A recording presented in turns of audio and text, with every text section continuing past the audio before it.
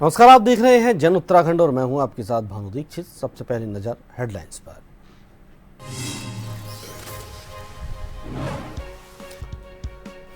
GST पर बड़ा फैसला, अब 3 टैक्स स्लैब। सीएम धामी बोले, पीएम ने निभाया वादा, 15 अगस्त को किया ऐलान।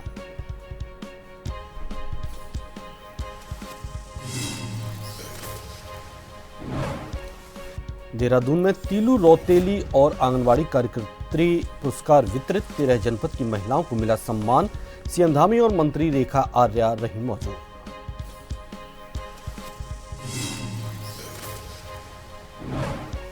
महिला सशक्तिकरण पर भ्रामक रिपोर्ट पर भड़के सीएम धामी, कहा उत्तराखंड की महिलाएं हर क्षेत्र में आगे। फैब्रिकेटेड रिपोर्ट महिलाओं का मनोबल गिराने का करती है काम। उत्तराखंड में आपदा प्रभावितों के लिए नई नीति लाएगी सरकार। सीएम धामी ने दिए त्वरित राहत और पुनर्वास के निर्देश। राज्य आपदा मोचन निधि के तय मानकों से मिलेगी मदद।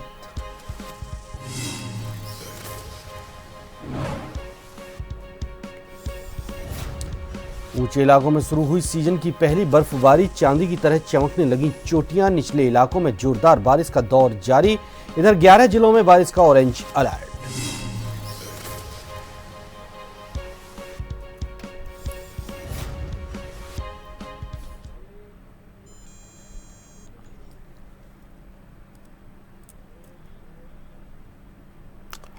खबरें विस्तार से। केंद्रीय वित्त मंत्री निर्मला सीतारमण ने जीएसटी की दरों का ऐलान को लेकर बड़ा ऐलान किया है, जिसके चलते अब जीएसटी में सिर्फ 3 स्लैब ही रखे गए हैं। बता दें कि जहां 12% और 28% वाले कर ढांचों को खत्म किया, वहीं 5 और 18% के पिछले स्लैब्स को बरकरार रखा गया। इसके अलावा 40% का एक नया टैक्स ढांचा भी बनाया गया है। वहीं इस पर सूबे के मुख्यमंत्री पुष्कर सिंह धामी का कहना है कि प्रधानमंत्री जो कहते हैं वो करके दिखाते हैं और 15 अगस्त के मौके पर प्रधानमंत्री नरेंद्र मोदी ने लाल किले से ये घोषणा की थी कि दीपावली से पहले देश की जनता को जीएसटी में संशोधन कर बड़ा उपहार दिया जाएगा।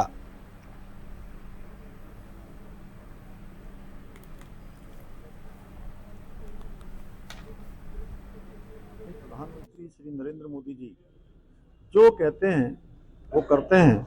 उन्होंने अभी 15 अगस्त को लाल किले की प्राचीर से देशवासियों को कहा था कि दीपावली से पहले वो उपहार देंगे, उनके जीवन को और अच्छा बनाने के लिए योजनाएं लाएंगे, जीएसटी में संशोधन करेंगे।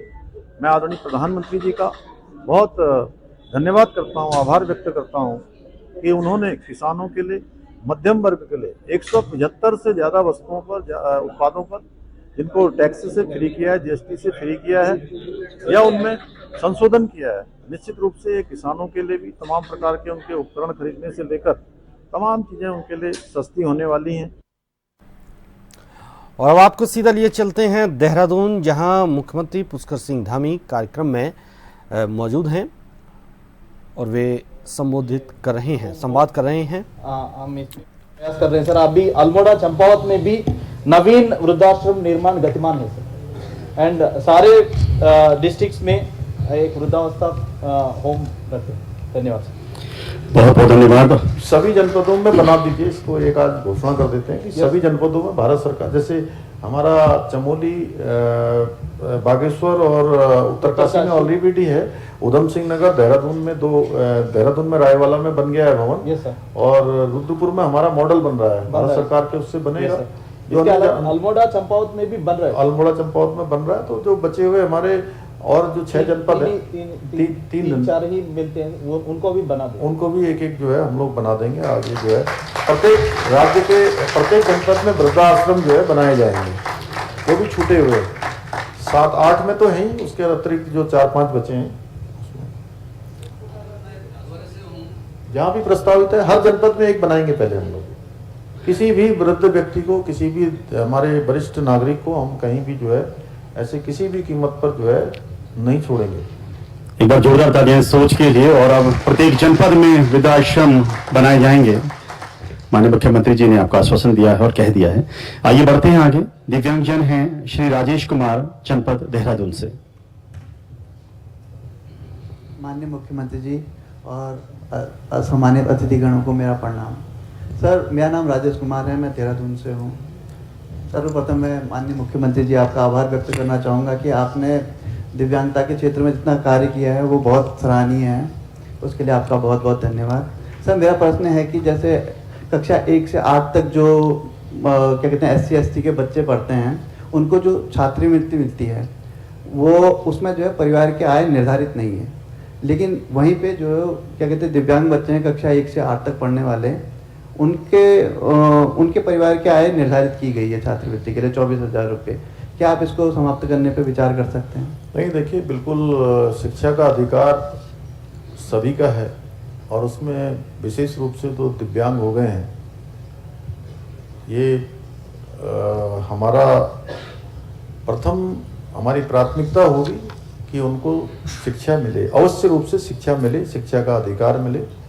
तो इसके लिए जो आय सीमा है कक्षा 8 से लेकर 8वीं तक की छात्रवृत्ति में आय सीमा हटाने पर हम जल्दी ही जो है काम करेंगे, जल्दी इस प्रस्ताव पर हम विचार करेंगे, और जिससे कि वो छात्र भी हमारे जो शिक्षा का लाभ प्राप्त कर सकें। धन्यवाद। बहुत बहुत धन्यवाद। आइए बढ़ते हैं आगे और चलते हैं हरिद्वार से हमारे बीच में हैं वृद्धजन श्री बाबूराम गौड़। सर्वप्रथम आदरणीय मुख्यमंत्री जी को नमस्कार।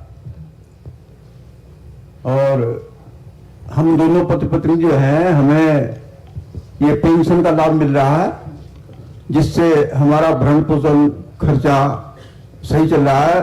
देखिए, पहले जो ये पेंशन मिलती थी ये तीन महीने में एक बार मिलती थी, उस समय इंतजार करना पड़ता था, काफी दिनों तक पैसा पास नहीं रहता था। अब ये आपकी सरकार ने इसको हर महीने कर दिया, जिससे बड़ी सुविधा हुई है।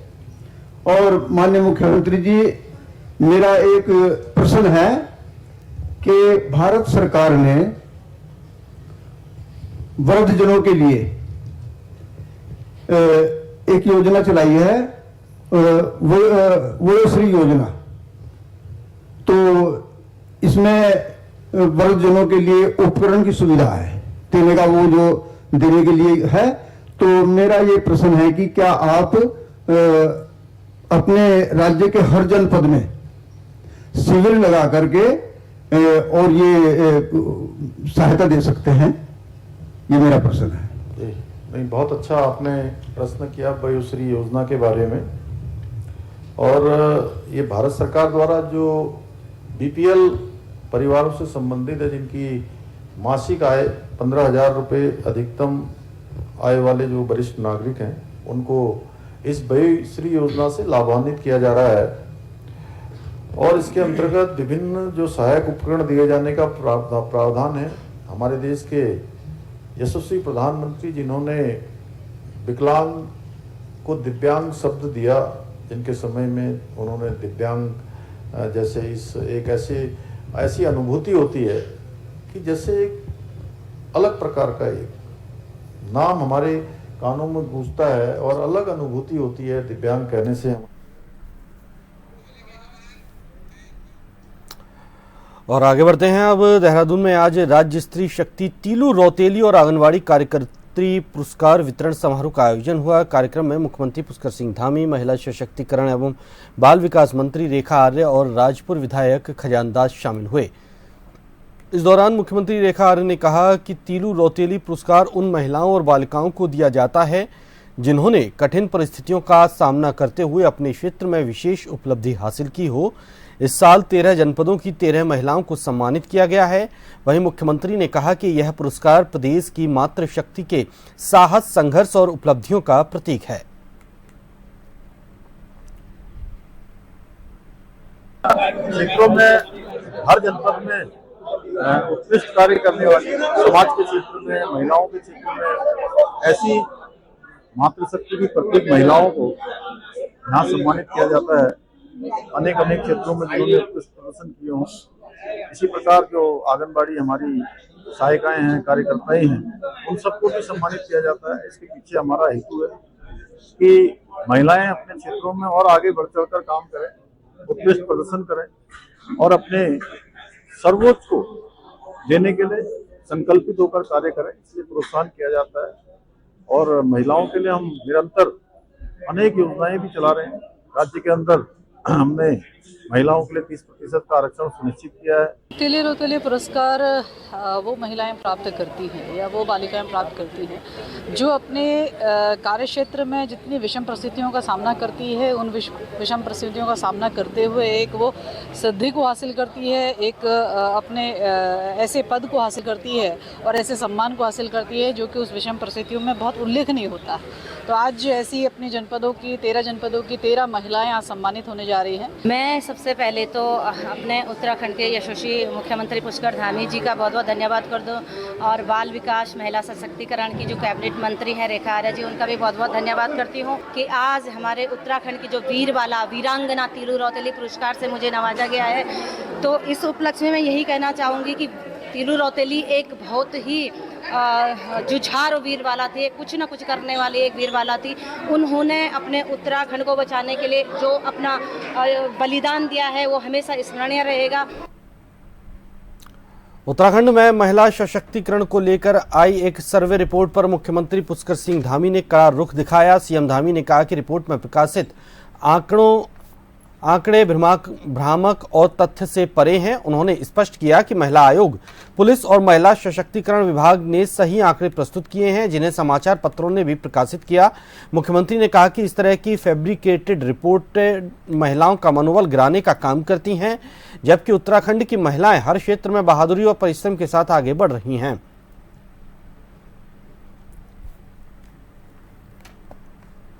सर्वे कंपनी ने सर्वे किया होगा, उसके आधार पर हमारी महिला आयोग ने, हमारे पुलिस विभाग ने, हमारे अन्य विभागों ने, महिला सशक्तिकरण विभाग ने अपने जो आंकड़े थे वो आंकड़े प्रस्तुत किए हैं।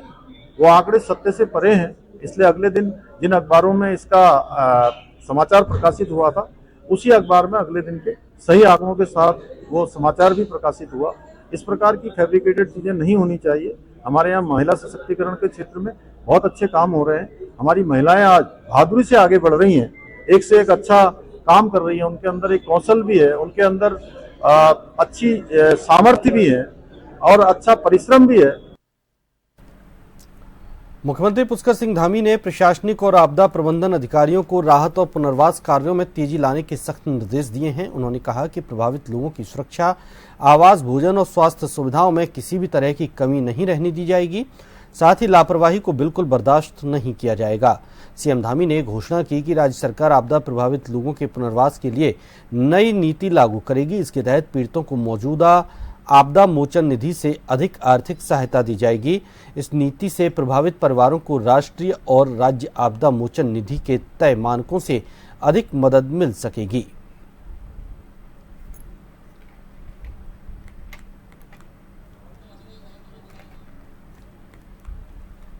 जहां पर भी इस प्रकार की जो आशंका आ रही है, जहां पर भी इस प्रकार के कुछ भी जो है चिन्ह दिखाई दे रहे हैं, वहां पर पहले से ही जिला प्रशासन को, जिले के अधिकारियों को, आपदा प्रबंधन को पहले से निर्देशित किया जा सकता है कि उन सभी के पुनर्वास से लेकर और उनको सुरक्षित स्थानों पर पहुंचाया जाए। उसके लिए राहत शिविर भी बनाए गए हैं और भाटिया इंस्टीट्यूट समेत भारत सरकार के एनडीएमए से भी हमने अनुरोध किया है कि पूरे राज्य के ऐसे स्थानों का एक बार सर्वेक्षण कर लें, उनका जो ठीक प्रकार से धारण क्षमता से लेकर जो आने वाले समय में और हम क्या सावधानियां रख सकते हैं, क्या खतरे हो सकते हैं, क्या चुनौतियां हो सकती हैं, उन सब पर काम करने के लिए।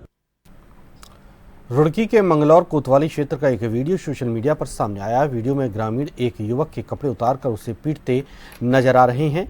इसके हाथ बांध दिए गए और जमीन पर गिराकर मारपीट की गई। वीडियो में कुछ लोग गाली गलौज करते हुए भी युवक को गोली मारने तक की धमकी देते सुनाई दे रहे हैं। यहाँ तक कि एक बंदूक युवक के मुंह में डालने का भी वीडियो है। पुलिस का कहना है कि युवक चोरी करता था। सीओ मंगलौर विवेक कुमार ने बताया कि वीडियो उनके संज्ञान में आया है और मुकदमा दर्ज कर कार्रवाई की जा रही है। हालांकि जन टीवी इस वीडियो की पुष्टि नहीं करता है।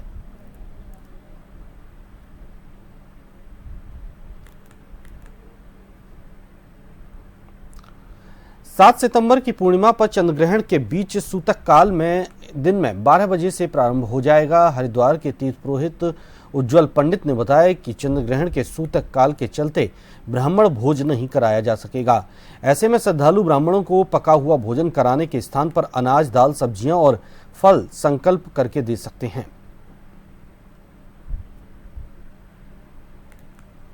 श्राद्ध 7 सितंबर से पूर्णिमा से प्रारंभ हो रहे हैं। पूर्णिमा चूंकि इस बार चंद्र ग्रहण है पूर्णिमा पर, और उस ग्रहण का सूतक दिन में 12 बजे से लग जाएगा। ऐसे में जिन लोगों के यहाँ पूर्णिमा का श्राद्ध होता है वो लोग 12 बजे से पूर्व सूखा राशन अर्थात आटा, चावल, दाल, सब्जियां, मसाले, ये सब बिना पका हुआ अर्थात सूखा लेकर किसी भी ब्राह्मण को संकल्प के माध्यम से दान कर दें या किसी मंदिर में दे आएं। तो जिस प्रकार से हम श्राद्ध में पका हुआ भोजन ब्राह्मणों को खिलाते हैं, उसी प्रकार का आपको खिलाने का भाव भी लगेगा और पुण्य भी मिलेगा। उत्तर प्रदेश में बर्ड फ्लू के मामले सामने आने के बाद उत्तराखंड भी सतर्क है। वहीं विश्व प्रसिद्ध कॉर्बेट टाइगर रिजर्व प्रशासन भी अलर्ट मोड पर है। बर्ड फ्लू को देखते हुए कॉर्बेट प्रशासन ने एहतियातन कदम उठाए हैं। वन कर्मियों को कड़ी निगरानी रखने की हिदायत दी है। वहीं ढेला रेंज में बने रेस्क्यू सेंटर में मौजूद बाघ और तेंदुए को चिकन देने पर रोक लगा दी गई है। बता दें कि जांच के बाद वन्य जीवों को खाना दिया जा रहा है।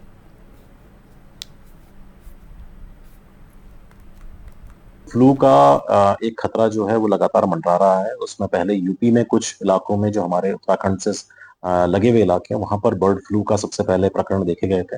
हमारे यहाँ तत्काल उस पर कार्रवाई की गई। हमने जो हमारा स्टाफ था उनको अलर्ट किया, फील्ड फॉर्मुलेशन को सबको बता दिया गया था कि यदि वन क्षेत्र में कहीं पर भी किसी जंगली जो पक्षी हैं उनकी मृत्यु की कोई घटना आती है तो उसको तत्काल हमारे नोटिस पे लाया जाए।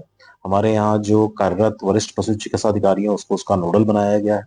साथ ही हमारा जो ढेला रेस्क्यू सेंटर है वहां पर भी हमने जो टॉप मोस्ट प्रोटोकॉल है उसको हमने शुरू कर दिया है, जिसके अंतर्गत वहां पर जो ये बर्ड जो है पोल्ट्री जो फीड है उसको बंद कर दिया गया है। कोई चिकन वहां पर नहीं लेकर आया जाएगा। जो भी वहां पर सामग्री आ रही है उसका अच्छे से पहले परीक्षण होगा, उसके बाद ही उसको जानवरों को खिलाया जाएगा। उत्तराखंड विधानसभा अध्यक्ष और कोटद्वार विधायक ऋतु खंडूरी भूषण ने आज तडियाल चौक स्थित क्षेत्रीय परिवहन कार्यालय का औचक निरीक्षण किया। निरीक्षण के दौरान उन्होंने अधिकारियों और कर्मचारियों की उपस्थिति, रजिस्टर की जांच की और कार्यालय की कार्यप्रणाली का बारीकी से अवलोकन किया। उन्होंने वाहन पंजीकरण, ड्राइविंग लाइसेंस जारी करने, वाहन फिटनेस जांच सहित परिवहन से जुड़ी सेवाओं की प्रगति की समीक्षा भी की। इस मौके पर विधानसभा अध्यक्ष ने स्पष्ट निर्देश दिए कि परिवहन कार्यालय में आने वाले आम लोगों को किसी भी प्रकार की असुविधा न हो। अधिकारी और कर्मचारी समय पर कार्यालय पहुंचे, पारदर्शिता बनाए रखें और जनता की समस्याओं का त्वरित समाधान करें। ऋतु खंडूरी भूषण ने चेतावनी दी कि भविष्य में यदि किसी भी स्तर पर लापरवाही या ढिलाई पाई गई तो संबंधित अधिकारियों और कर्मचारियों के खिलाफ कठोर कार्रवाई की जाएगी।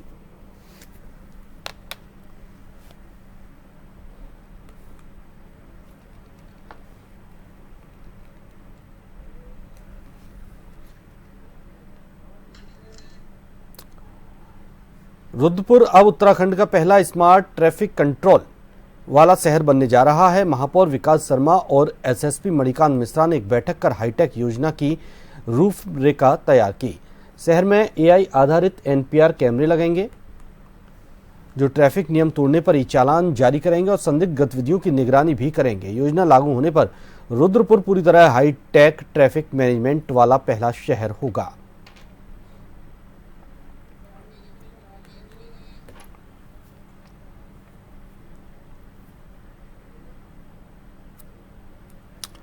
आगे बढ़ते हैं। रुद्रपुर में स्मार्ट मीटर से बिल ज्यादा आने की शिकायत को लेकर तमाम उद्योगपतियों ने विद्युत विभाग के अधिकारियों से मुलाकात कर समस्याओं से अवगत करवाया।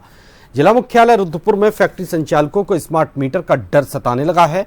उद्योग संचालकों में आरोप लगाया कि स्मार्ट मीटर लगने से उनके बिल ज्यादा आ रहे हैं। इसकी शिकायत को लेकर रुद्रपुर व्यापार मंडल अध्यक्ष संजय जुनेजा ने फैक्ट्री संचालकों के साथ बिजली विभाग अधीक्षण अभियंता देवेंद्र कुमार जोशी से मुलाकात की और समस्या का समाधान किए जाने की मांग की।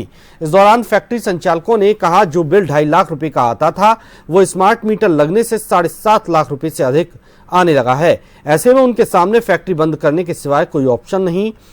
उन्होंने बिजली विभाग के अधिकारियों से मुलाकात कर अपनी समस्या को हो रही और कहा कि अगर जल्दी समस्या का समाधान नहीं होगा तो फैक्ट्री बंद करने को मजबूर होंगे।